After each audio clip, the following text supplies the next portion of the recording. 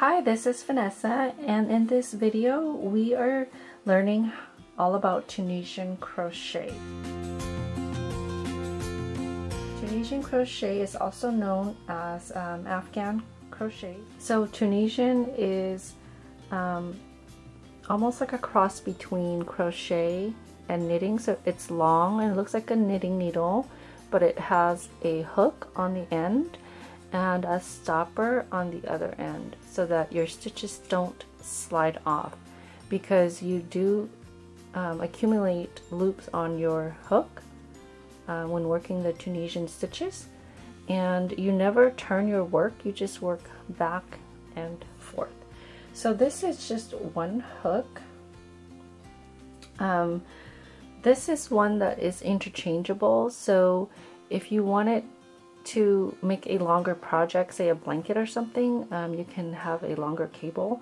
I just have a short one on this one for now. So you can also use a regular crochet hook as long as the shaft portion is the same size. There's a little dent in this one for your thumb, however it's not going to affect the size of the loops. The only issue or problem you may run into is there's no stopper, so if you're working a lot of stitches, it may fall off. So Tunisian crochet stitches can get really dense and tight.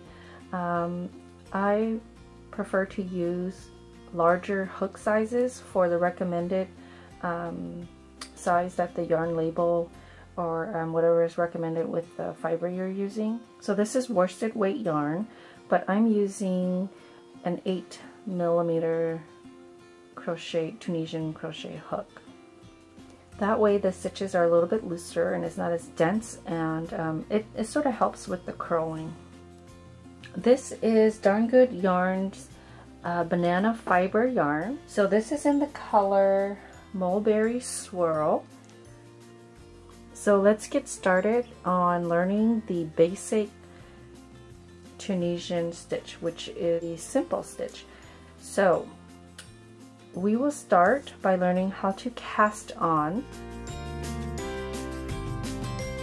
So you want to start with a slip knot. Hold your tail end, wrap your yarn around, over and back up. Okay, so you have your slip knot. So you want to start by chaining your stitches. For this tutorial, I'm going to chain 10.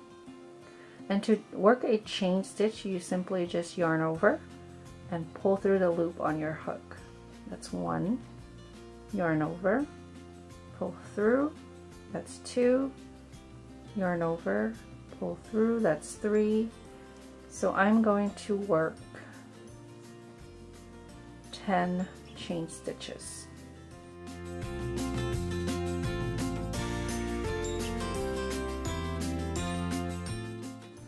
Okay, so now you want to crochet along your chain stitches.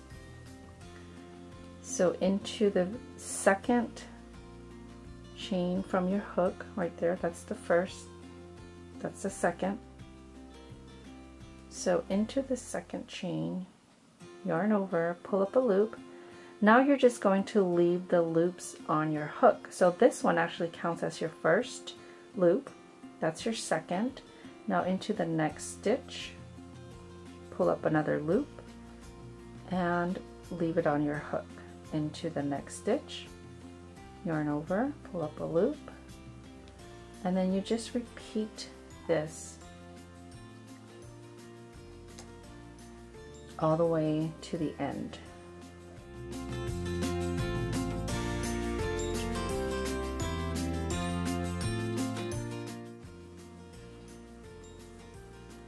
Okay, that's my last stitch.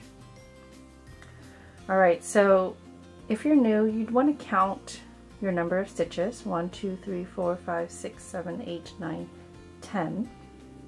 So you should have the same number of loops on your hook as you did when you chained your stitches. Okay, so now we are going to we're not going to turn our work, as I mentioned earlier. We're going to work back this direction. So we're going to work what is called a return pass. Now the return pass is pretty much the same with all of the, or most of the Tunisian stitches. So the very first stitch you want to chain 1. So the edge stitch you want to chain 1. So you start your return pass with a chain 1, yarn over, and pull through just 1 loop. Okay. Now for the rest of these, you're going to yarn over and pull through 2 loops. Okay. Again, yarn over, pull through 2 loops, yarn over, pull through 2, yarn over, pull through 2, and you repeat this all the way back to the other side. Okay, when you have 2 loops left, you're just going to yarn over and pull through the 2. So that is your return pass. Now that's how you cast on, and this is how you start with almost all of your stitches, all of the Tunisian stitches. So now you want to start working into the bars, these vertical bars that go up and down. Okay, that's where you'll work your stitches. And you never work into the very first one because this counts as a stitch and that pretty much belongs to that stitch. So you'll always start on the second bar. You're going to insert through the front vertical bar because there is one in the back. Insert from right to left and then yarn over, pull up a loop. Again, we're just leaving stitches on the hook into the next vertical bar, yarn over, pull up a loop, into the next one, yarn over, and pull up a loop. Next stitch, yarn over, and pull up a loop. So you will repeat this all the way until the last stitch, your edge stitch.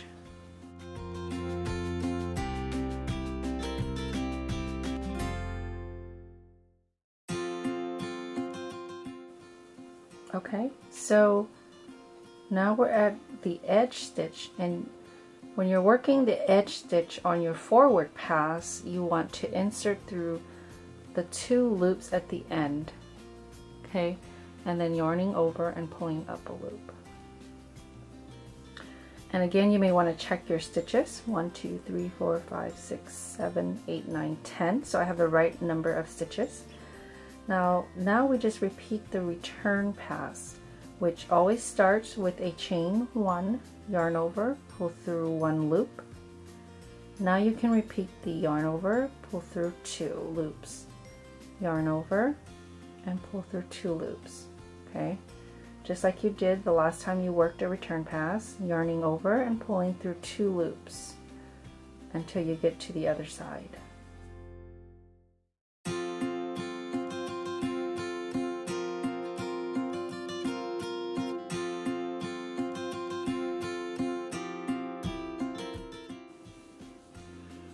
Alright, so in order to complete one row, you need to work the 2 steps back and forth to complete one row.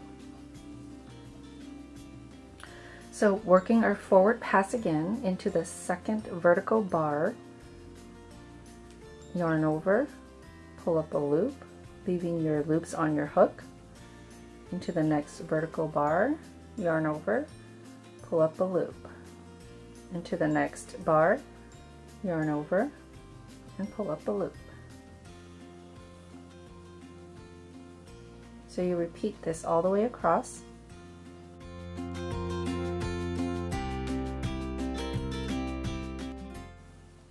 Okay, I'm at the end again, and you want to make sure that you're going into 2 loops again, the very edge stitch, yarning over and pulling up a loop. Okay, now you want to work your return pass, starting with a chain 1, and then yarn over, pulling through 2 loops, yarn over, pull through 2, yarn over, pull through 2, yarn over, pull through 2. Okay, I'm at the last one here, yarn over and pull through 2. So when you work the return pass, you have all these gaps and spaces. So in order to close that, you work your forward pass, and it's just the same thing we did previously. Starting at the second vertical loop, yarn over and pull up a loop. Yarn over and pull up a loop. Okay, inserting your hook, yarn over, pull up a loop.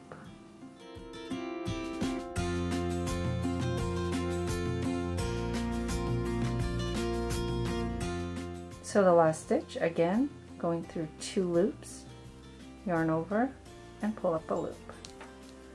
Okay.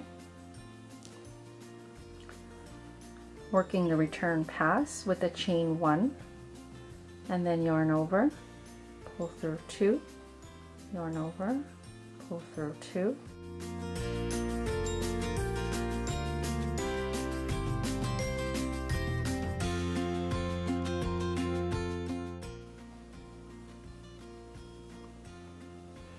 All right, so let me work a few more rows and I will show you what it looks like.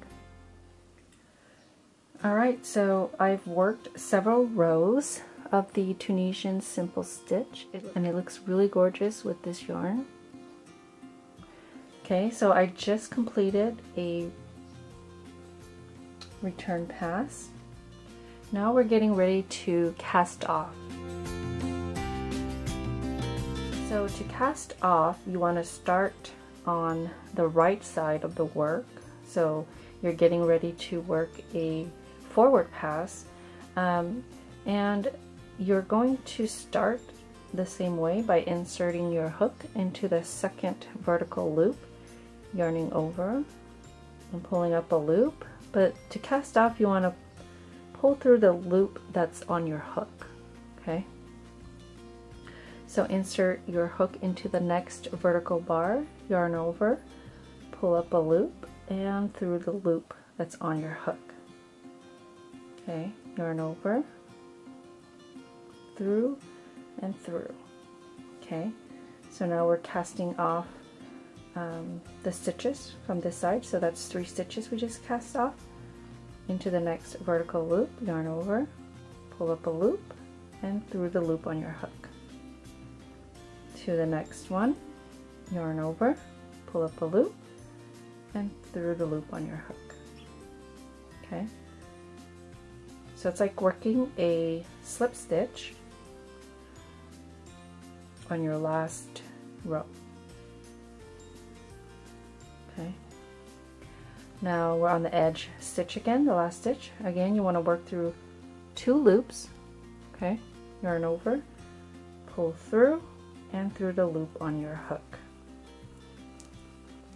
Okay, so that is the Tunisian Simple Stitch. Okay, thank you so much for watching. I hope you've enjoyed this video.